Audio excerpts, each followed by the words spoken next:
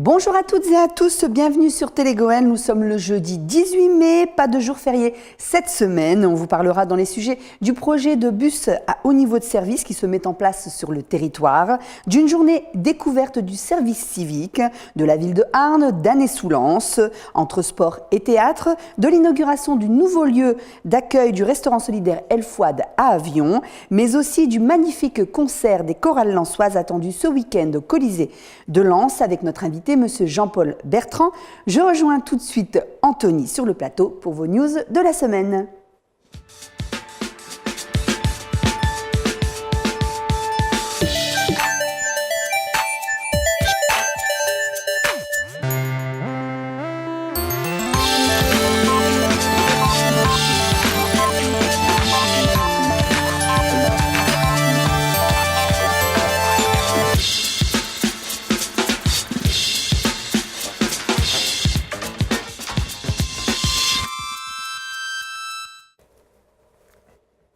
Bonjour Anthony. Bonjour Valérie, bonjour à tous. Alors du nouveau Anthony concernant le bus à haut niveau de service qui se développe sur une bonne partie du territoire de l'agglo Lens-Livain. Oui, Laurent Duporche, président du syndicat mixte des transports, Artois-Gohelle et 3 présidents des communautés d'agglomération concernées ont officialisé vendredi dernier le lancement des travaux du projet Bulle et du futur bus à haut niveau de service. Des premiers travaux préalables de dévoiement et effacement de réseau ont déjà commencé depuis quelques semaines sur le territoire. D'autres travaux dits d'infrastructure débuteront à partir du 29 mai prochain. Ce projet ambitieux, dont la mise en service est prévue le 1er janvier 2019, doit permettre d'irriguer les principaux pôles d'échange du territoire et améliorer la mobilité des habitants des 150 communes des agglomérations de Béthune-Bruay, Lens-Liévin et Hénin-Carvin. On écoute tout de suite Benoît Descamps, le responsable de la communication du syndicat mixte des transports Artois-Gohelle, au micro de Jadoron et Christophe Billoire. Il y a 2 phases. Il y a la phase des travaux, ce qu'on appelle préalables. L'ensemble des concessionnaires qui exploitent sur le domaine public des réseaux qui sont susceptibles de gêner les futurs travaux du bus à haut niveau de service, de par la loi et la jurisprudence, sont censés dévoyer ces réseaux à leurs frais avant le début de nos travaux. Donc ce sont les travaux qui ont vu le jour en ce début d'année et jusqu'à maintenant et sans doute jusqu'au début de l'été. Donc ces travaux sont menés par les concessionnaires, donc, que ce soit des télécoms, électricité, gaz et différents opérateurs privés qui ont des réseaux sur le domaine public. Nous, les travaux dits d'infrastructure, donc qui sont directement liés au projet bus, donc c'est création de voiries et création de priorité bus sur l'ensemble des carrefours traversés, carrefour à feu ou carrefour de type rond-point, qui eux vont commencer pour les premiers chantiers le 29 mai prochain. Donc là, on a 10 fronts de travaux qui commencent entre le 29 mai et le 6 juin prochain côté Béthune-Bruay. De l'autre côté de la communauté d'agglomération de Lens-Liévin et celle d'Hénin-Carvin, tous les marchés ne sont pas encore attribués. Et donc, on a 6 fronts de travaux qui commencent essentiellement sur la bulle 1. Pour rappel, c'est la bulle qui fait Liévin, Lens, Hénin-Beaumont, Noyelles-Godault. Donc, on a 6 fronts de travaux qui commencent entre le 29 mai et le 6 juin prochain. Mise en service début 2019 avec une petite période qu'on appelle la marche à blanc dans le jargon technique, qui sera une phase qui peut aller de 3 semaines à 3 mois pour faire des essais et faire circuler les bus sans usagers à l'intérieur pour habituer aussi bien les conducteurs que les automobilistes et les usagers du réseau viaire au fait qu'il y a un nouveau bus qui passe, qu'il y ait des feux maintenant dans certains ronds-points, qu'il y ait de la circulation qui soit un peu différente de celle qui est aujourd'hui en place. Donc ça nous laisse globalement une grosse année et demie pour réaliser les 110 km d'aménagement pour l'ensemble des lignes bulles qui sont concernées par ce projet. Dans le cadre de la Semaine des écoles, Nicolas Delepierre, directeur de l'école Baselite de Los-en-Gohelle, a emmené ses élèves sur le terri du 11-19 afin de photographier et filmer les paysages de la région pour appréhender de façon ludique les mathématiques et la géométrie, matière pas toujours facile à assimiler sur le papier. Un retour sur les bancs de l'école pour Anthony Vermus et Cyril Dionnet. Le plan médium. La balade culturelle d'aujourd'hui s'inscrit un peu dans un projet qui a été initié par Monsieur Lefebvre, inspecteur de la circonscription de Bully-les-Mines, qui était la Semaine des écoles. Aujourd'hui, c'est le dernier temps de la Semaine des écoles. Donc nous nous rendons avec les cycles 3 au musée du Louvre-Lens. Là, on travaille toujours sur le paysage avec une entrée plus précise sur la photo. Via le prisme de la photo et du cadrage en particulier. Donc nous avons traversé des paysages naturels, des paysages aussi façonnés par l'homme, les terris, etc. Là ici, les enfants sont en train de photographier les corons. Et toujours en recherchant des perspectives, des lignes droites, horizontales, verticales, bref, en s'accaparant un petit peu l'outil photo qui est partie intégrante des arts plastiques aussi. Le week-end du 13 mai a vu la cité Bellevue de Arnes ravivée de ses cendres charbonneuses à l'occasion du spectacle D'ici et là dans la cité Bellevue, À quoi tu pinches ? Il s'agissait de mettre à l'honneur cette cité solidaire et fraternelle qui n'oublie pas d'où elle vient et qui mérite assurément qu'on pinche pour elle. Le récit d'une folle balade inspirée de la vie des habitants et l'actualité mordante avec des animateurs qui ont conduit avec justesse les nombreux visiteurs d'une histoire à l'autre, cherchant le point d'équilibre entre nature et industrie, passé et présent, jeunes et moins jeunes. Le Louvre-Lens vous invite jusqu'au 22 mai prochain à écouter des coiffeuses qui parlent de nudité dans l'art. Dans le pavillon de verre, en plein cœur de l'exposition Miroir, elles vous invitent à découvrir des nus d'une manière peu singulière. Un reportage signé Jadoron et Anthony Vermus. C'est comme si elle me disait toi aussi tu peux le faire. Celui qui est surpris dans un moment intime, c'est plutôt moi que peut-être une certaine ironie dans le regard de la femme. Et elle m'invective, elle me dit avec un petit sourire, alors t'as pas encore compris, c'est pas moi que tu dois regarder, c'est elle et c'est eux. C'est une façon originale de présenter une peinture et de faire passer des commentaires plus ou moins farfelus pour certains. C'est sympa, c'est ce que ressentent les gens. Donc, je pense que c'est bien que les gens puissent découvrir de la peinture et s'exprimer de la façon dont ils la ressentent. En fait, ils sont en train justement d'essayer de découvrir cette fresque, je dirais moi, et puis de donner leur avis sur la fresque, ce qu'ils en pensent, qu'est-ce qu'ils voient, comment ils ressentent.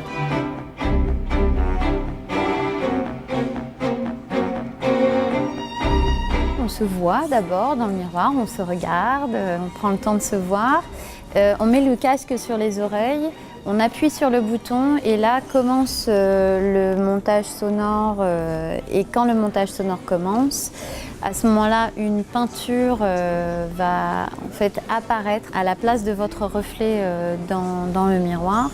Ces montages sonores, ce sont des compositions faites de plein de fragments d'interviews, des interviews que j'ai réalisées en fait auprès d'un public lensois et du territoire du Louvre-Lens. Toutes ces interviews, ça donne une matière qu'ensuite Benjamin retravaille pour en faire ces compositions sonores que vous entendez en regardant le tableau. On ne sait jamais à l'avance ce que ça va raconter, donc il y a une spontanéité quand même des personnes interviewées, donc c'est toujours la découverte, en fait, c'est ça qui est intéressant. On peut trouver des petites perles comme ça à droite à gauche, et donc il faut réussir après à assembler ces perles pour avoir ce beau collier. J'avais toujours en tête le tableau et la coiffeuse quand je cherchais les coiffeuses. Des fois je me disais oh non, celle-là ça va pas. Et voilà, quand j'ai vu celle-là, je me suis dit ah ouais, celle-là c'est pour le déjeuner sur l'herbe, c'est bon, je l'ai. Et donc c'est à force de recherche en fait que j'ai trouvé coiffeuse après coiffeuse pour chacune des œuvres sélectionnées pour l'installation.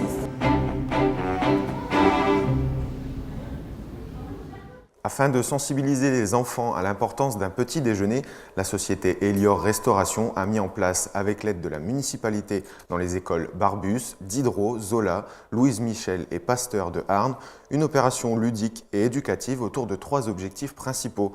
Apprendre à composer un déjeuner équilibré, découvrir les familles d'aliments et communiquer sur le pourquoi il est essentiel de prendre le premier repas de la journée. Les enfants ont alors composé eux-mêmes leur petit déjeuner avec divers produits et au final se sont bien régalés devant la caméra de notre correspondant Éric Muller. Créée en 1989, l'association d'insertion avionnaise Elfouad a commencé par donner des cours d'alphabétisation avant d'ouvrir différents ateliers, recyclerie, épicerie, mais aussi un restaurant solidaire. C'est ce dernier qui a réouvert ses portes récemment et où Anthony Vermus s'est rendu lors de l'inauguration. Bravo. Le restaurant solidaire de l'association El Fouad s'installe, ou plutôt se réinstalle en plein cœur du quartier de la République à Avion. Démolition de la tour Les Êtres oblige, le restaurant solidaire s'est reconstruit à l'emplacement de l'ancienne recyclerie de l'association. On ne l'a pas choisi, je dirais, parce qu'il y a un plan de démolition dans le restaurant où nous étions, et on a dû subir. Mais quant à subir, on a essayé de mettre tous les atouts de notre côté. Une nouvelle vie démarre pour ce restaurant avec des locaux aux normes et du matériel de qualité. Tout est réuni pour restaurer les familles à moindre coût. Moi j'encadre, donc j'ai ma seconde une cuisinière. Et puis c'est des personnes en insertion, je cherche le mot, c'est des personnes en insertion, voilà, même s'ils ne sont pas dans le domaine, on les forme. Ça apporte déjà pour les bénéficiaires, pour les gens qui viennent au restaurant, puisque ça permet de venir en famille au restaurant pour un moindre coût, mais ça apporte aussi beaucoup au niveau de l'insertion, pour tous les gens qui sont pris au travers de l'association El Fouad, qui sont essentiellement des gens d'Avion, en insertion, que ce soit en cuisine ou sur d'autres chantiers que l'association a. Donc c'est un moment important. Et puis dans le paysage du quartier, c'est important de garder ce lieu qui est un lieu convivial et qui est un lieu qui permet à des gens de reprendre surface et de reprendre le dessus sur la vie. Lors de cette inauguration, une dizaine de femmes marocaines étaient venues de petits villages jumelés à Avion pour préparer le buffet d'accueil. Ce restaurant solidaire ouvre ses portes du mardi au vendredi tous les midis et propose même une partie traiteur les week-ends. Le 9 mai dernier s'est déroulée au Beffroi d'Arras la journée de l'Europe. Grâce au réseau Europe et Engagement, en Pays d'Artois, piloté par la mission locale et la direction départementale de la cohésion sociale d'Arras, ainsi que d'autres partenaires des jeunes intégrés, dans le cursus ont pu témoigner sur le parcours de mobilité autour d'un petit déjeuner avec les visiteurs. Comme chaque année, lors de cette journée, une charte d'engagement a été signée par les différents partenaires, dont le réseau Europe, qui travaille beaucoup avec des jeunes des différents pays de l'Union européenne. Un reportage de Christophe Billoire et Jadoron.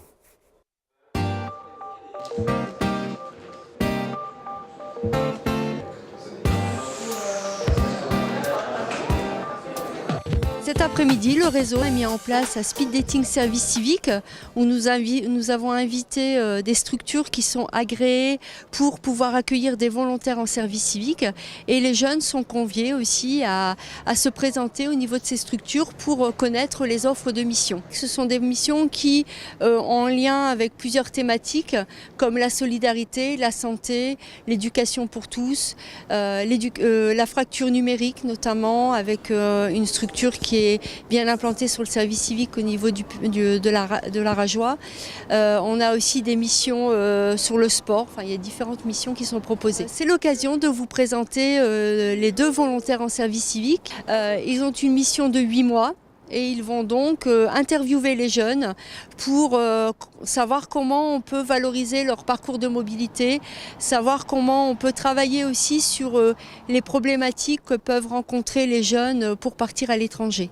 Donc ma mission principale, c'est de promouvoir l'engagement des jeunes dans le local, voir les points qui ne vont pas, les freins qui les empêchent de s'engager. C'est pas très compliqué, il faut juste aller sur le site, faire les démarches nécessaires, remplir la fiche, l'envoyer et trouver la mission qui convient. C'est un bon moyen de rentrer dans la vie professionnelle. On a décidé pour la journée de l'Europe d'inaugurer un journal, une gazette de l'engagement qui va permettre de mettre en avant justement ces jeunes qui ont fait des services civiques, qui sont partis sur des mobilités européennes et internationales, qui n'ont pas forcément été mis en avant de manière étendue ou élargie sur le territoire. Il est vrai que on ne se rend pas forcément compte du travail qui est fait autour de l'engagement. On a l'impression que l'engagement, c'est l'engagement professionnel. Mais non, il y a l'engagement associatif, il y a l'engagement humanitaire, il y a l'engagement social, il y a énormément de formes d'engagement. Et je pense que notre objectif à nous, ça va être de retranscrire ça et de montrer ça sur les départements.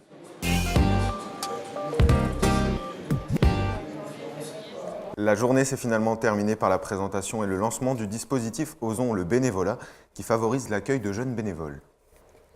Le pôle métropolitain de l'Artois, qui regroupe les 3 intercommunalités du territoire de l'ex-bassin minier, souhaite construire un avenir autour de la transition énergétique. L'objectif est le suivant: consommer autrement, produire des énergies renouvelables et mieux utiliser les ressources. Le but étant de ralentir un maximum le réchauffement climatique. Une centaine d'acteurs du territoire se sont donc réunis afin de réaliser au plus vite cette transition énergétique sur le territoire. D'après Jean-Michel Laubry, l'animateur de ces ateliers, le local est l'endroit le mieux approprié pour prendre de bonnes décisions et agir afin de stopper ce changement climatique qui nous mine tous depuis des décennies. On le retrouve tout de suite au micro d'Anthony Vermus et de Jade Auron. La température qui se réchauffe, de moins en moins de pluie, des ressources qui se raréfient. Il faut changer nos modes de comportement et de consommation. Il se dit ensuite qu'on n'y arrivera que si on travaille tous ensemble, avec tous les acteurs du territoire. On se dit aussi qu'il faut être pragmatique, pas de grandes révolutions, mais des actions concrètes qui concernent l'économie, l'enseignement. Tous les secteurs sont concernés par la transition énergétique. Et ce qui est génial, c'est que ce territoire s'est dit « je prends le problème à bras-le-corps pour essayer de rapidement mettre en œuvre des solutions efficaces et innovantes ». Par exemple, la rénovation du bâti. Vous vous rendez compte qu'en rénovant une maison, on peut réduire par 10, on peut diviser par 10 la facture d'énergie au gaz, électricité de la maison. Donc là, on est en train de faire des choses énormes sur ce territoire. Les entreprises bossent beaucoup pour mieux recycler leurs déchets, pour utiliser moins de ressources, moins de matières pour produire. La mobilité douce avec le covoiturage, avec des transports urbains, des bus qui fonctionnent au gaz. Vous avez 1001 actions qui sont déjà en œuvre. La question maintenant, c'est de les accélérer et de les massifier. La Compagnie de l'Artois se produisait le week-end dernier sur scène à Annay-sous-Lens pour présenter sa toute nouvelle création originale et régionale intitulée « Derrière le rideau ». On découvre dans cette pièce les coulisses d'une troupe de théâtre lilloise en tournée dans toute la France, avec une intrigue policière puisque le public est invité à découvrir qui a assassiné Édouard Vaudricourt, auteur des pièces de théâtre de la troupe. Une création humoristique et parodique qui mélange faux semblants et aventure humaine. On regarde tout de suite un petit extrait et on espère les revoir très vite dans les salles de notre secteur. Le Perron s'est recruté. Marestel, pardon. Oh oui, alors t'en penses quoi, toi? Moi, je trouve qu'elle dégage bien sur scène, non? Oui, et alors? Écoute, moi, j'aime bien cette jeunette. C'est autre chose que cette vieille peau de Mado. Ah, la vieille garce. T'as vu la paire de baffes qu'elle m'a mise ce soir? Fallait pas marcher sur sa robe, Fernando. Mado est une femme imprévisible, tout le monde sait ça, non? Ah oui, ça, imprévisible. Salut, les gars. C'est un rendez-vous particulièrement attendu par de nombreux jardiniers amateurs. La vente de plants des jardins éducatifs et familiaux a connu une fois encore à Arnes un véritable succès. À peine le stand était-il installé sur la Grand Place que les premiers acheteurs se sont pressés autour des étals pour découvrir les nombreuses variétés de légumes et quelques fleurs proposées chaque année par les bénévoles.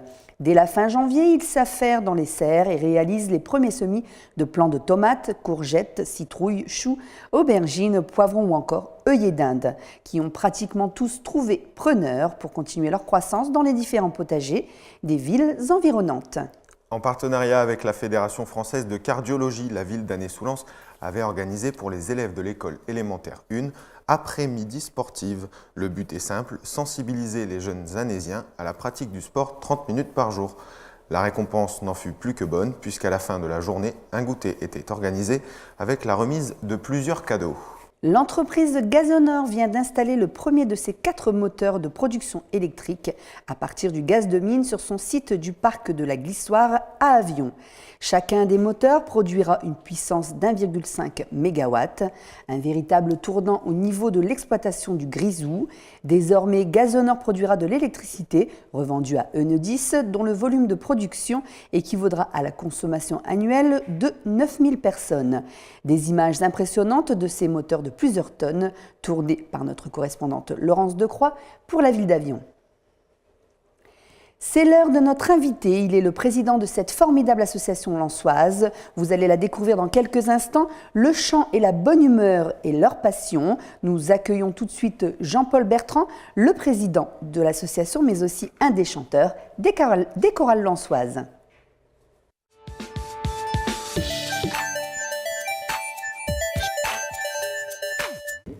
Monsieur Bertrand, bonjour. Bienvenue sur notre plateau. Merci. D'abord, je ne suis pas le président, je suis le secrétaire. Ah, le secrétaire, excusez-moi. J'ai voulu vous donner un grade au-dessus, mais je suis sûre qu'il ne va pas être vexé, monsieur le président. Non, je ne crois pas. Non. Alors, vous l'aurez compris, les chorales lensoises, c'est un groupe de chanteurs à Lens. Comment s'est-il formé ce groupe, monsieur Bertrand? Ça date de 1947. Donc, ça commence à dater. C'était le rassemblement de toutes les chorales de Lens, juste après la guerre.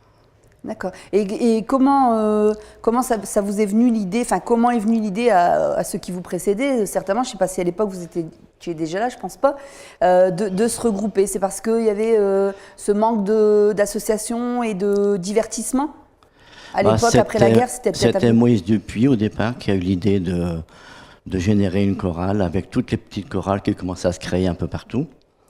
Et cette chorale-là a tout de suite été très bien notée. Nous avons eu beaucoup de premiers prix. Et depuis 1947, ça continue.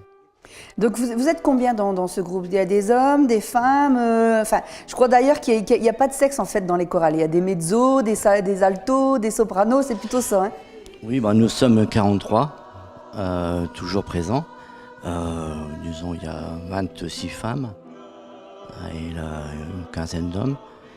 On manque toujours de ténors, je lance un appel. S'il y en a qui se sentent une voix, une carrière de ténor, ils sont bienvenus à la chorale. En moyenne, l'âge des personnes qui composent la chorale, c'est des jeunes, des moins jeunes c'est un mélange, je pense. Nous avons tous les âges.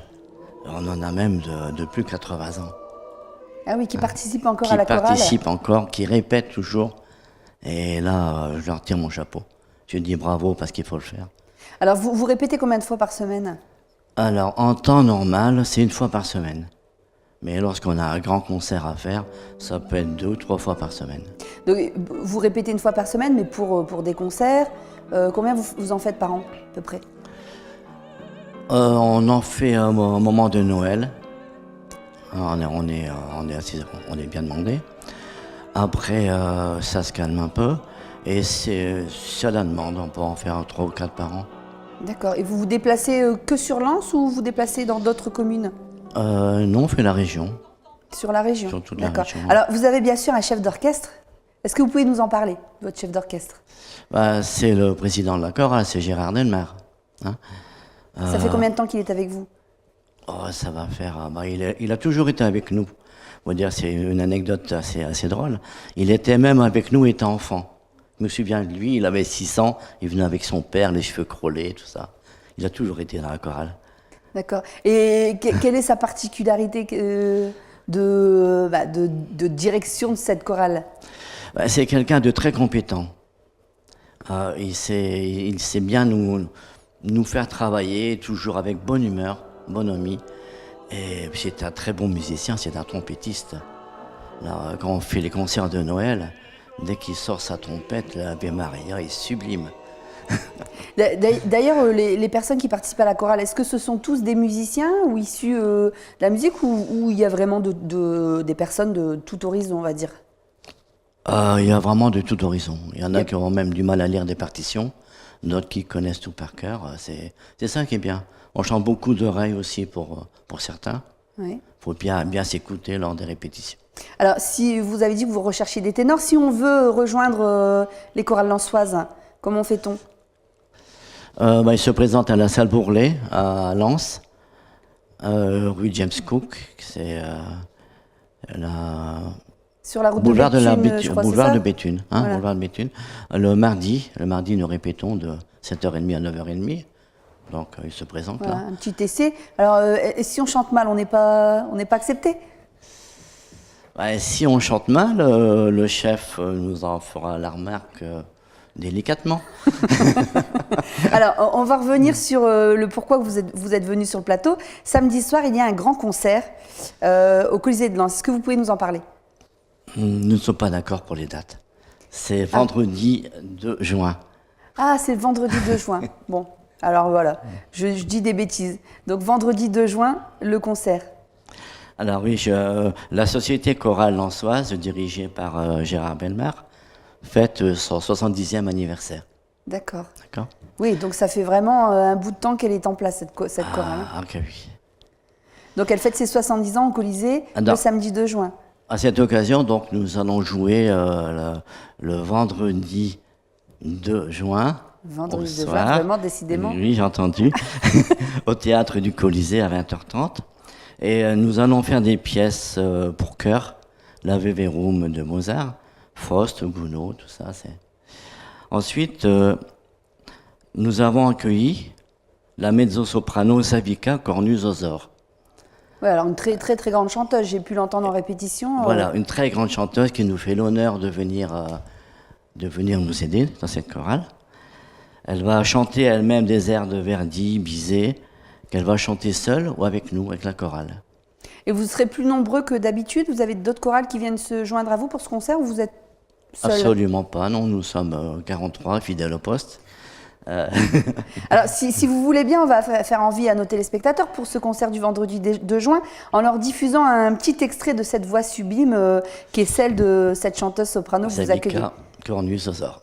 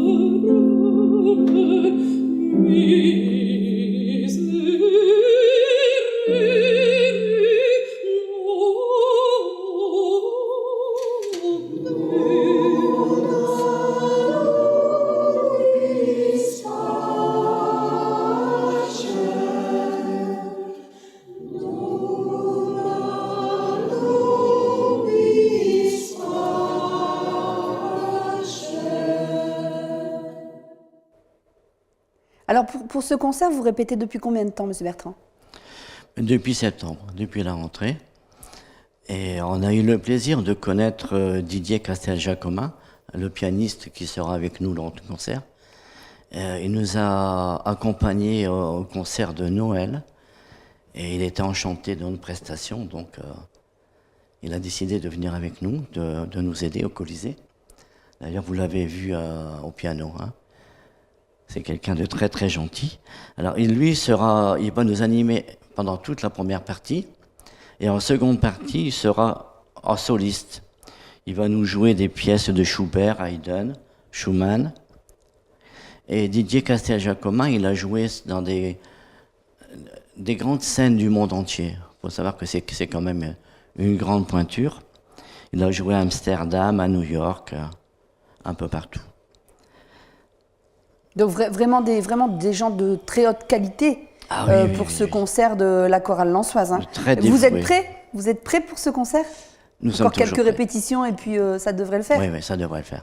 Alors, on peut rappeler la date, du coup, le lieu et l'horaire. C'est donc bien le vendredi 2 juin. 2 juin, au théâtre du Colisée, à 8h30. À 20h30. Je peux donner le numéro de téléphone pour les réservations éventuellement? Oui, bien sûr, n'hésitez pas à réserver.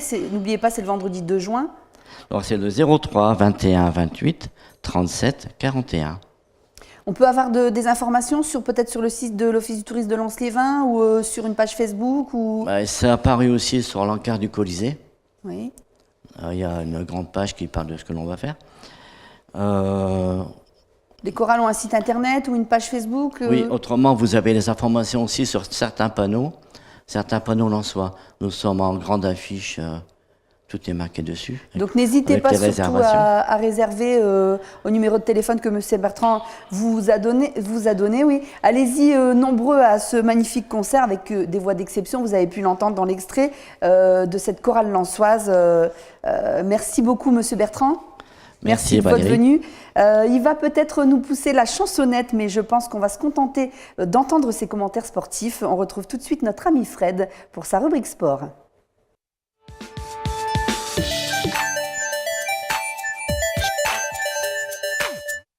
Bonjour Fred, alors toi, qu'est-ce que tu peux nous chanter là ce matin? Je ne sais pas. Tu ne sais pas, tu ne sais pas chanter? Oui, c'est ça. Ah oui, c'est ça, c'était les Anthony. corons, parce que ça, je pense que tu la connais par cœur. Ah, par cœur, Anthony également. On est obligé. En plus, on est obligé, hein, bientôt, peut-être. Oui, le match de demain soir. Ne parlons pas trop vite, ne parlons pas trop vite. Voilà, on leur souhaite bonne chance. Alors on commence tout de suite, Fred, ce JT Sport avec la réserve de Lens qui assomme un petit poussé historique. Oui, la réserve lensoise affrontait Calais ce samedi. C'était le dernier match de la saison à domicile pour les jeunes lensois au stade François Blanavion. Et les joueurs d'Eric Sikora vont concéder l'ouverture du score, mais vont égaliser par l'intermédiaire de Ryan Nadim. Le match nul donc 1-1, ce score n'arrange pas Calais. Le finaliste de la Coupe de France 1999-2000 est officiellement relégué en National 3. Ce sera le nouveau nom de la CFA2 à partir de la saison prochaine. On passe au U19, Fred, qui se déplaçait à Orléans. Les Lensois avaient une petite chance de terminer premier de leur groupe et de disputer les demi-finales du championnat de France des U19. Il fallait que le leader Le Havre s'incline contre Caen et que Lens décroche dans le même temps la victoire. Malheureusement, les jeunes de Fabrice Van de Putte n'ont pu faire mieux qu'un match nul de partout. Au classement, donc, Lens termine deuxième de sa poule A. C'était donc le dernier match du coach lensois sur le banc des U19. Il rejoindra à l'intersaison Bourg-en-Bresse. On va sur le parquet, Fred, avec les carabiniers de Billy-Montigny. Oui, des carabiniers qui se déplaçaient sur l'île samedi. Et malheureusement, les coéquipiers de Yann Kozelnik se sont cassés les dents contre l'un de leurs poursuivants. Défaite 31-25. Au classement, Billy chute du podium et se retrouve 4e, se faisant chipper cette 3e place par ces mêmes Lillois. Alors toi qui vois la vie en rose, Fred, il paraît que vendredi dernier, la ville de Lens a vu la vie en couleur grâce à toi. Oui, c'était une nouvelle édition du Holy Run. Près de 1000 personnes s'étaient inscrites pour participer à une randonnée de 5 km ou à une course de 10 km à travers les rues lensoises. À chaque kilomètre, les participants étaient aspergés de poudre rouge, verte, bleue ou encore rose. Des coureurs confirmés ont croisé des coureurs du dimanche et des capitaines de police ont croisé des fées enchantés sur le parcours. Les courageux ont été récompensé avec un concert sur le parking du stade Bollard des Lys. Est-ce qu'il aura encore lieu cet événement prochainement? Oui, l'année prochaine, oui. Voilà. Et donc on signale de supporter nos joueurs lensois. Lens, oui, demain, ce sera au stade Bollard des Lys contre le Chamois-Niortais à partir de 20h30. Merci Fred. Elle est toujours élégante et n'a qu'une envie, c'est de vous emmener au cœur du bassin minier pour de nombreux spectacles. Nelly est avec nous pour l'agenda culturel.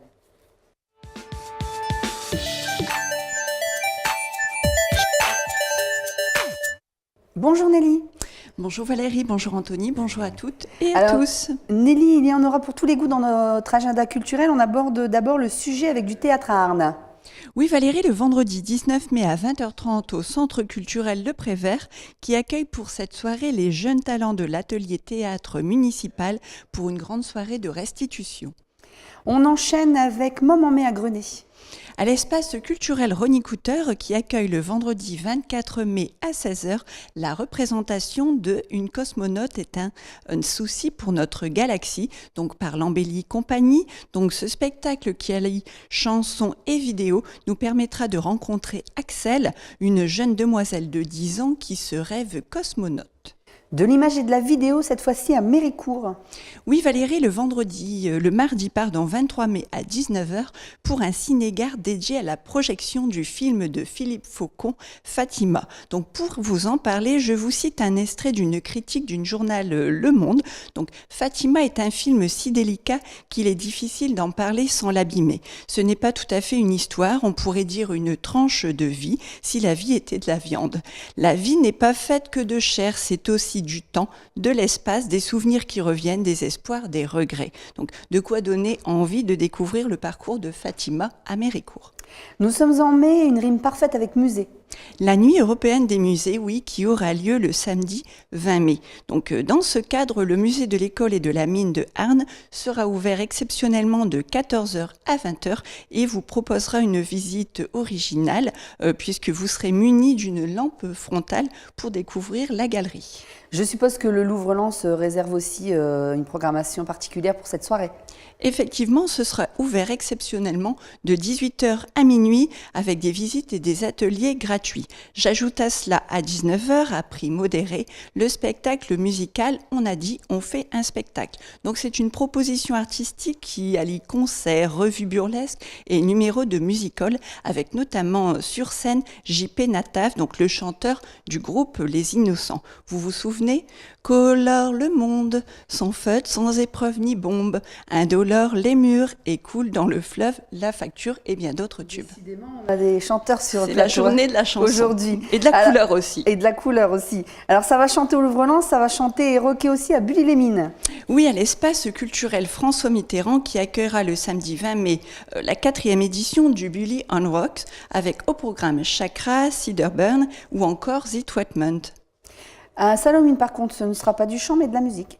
Oui, donc une programmation sur 2 journées intitulée Musiques en tête dédiée aux percussions. Alors le vendredi 19 mai à 19h, vous pourrez assister à Sérénade par les élèves des classes de percussion de Thomas Leroy et à 20h15 à la restitution des ateliers.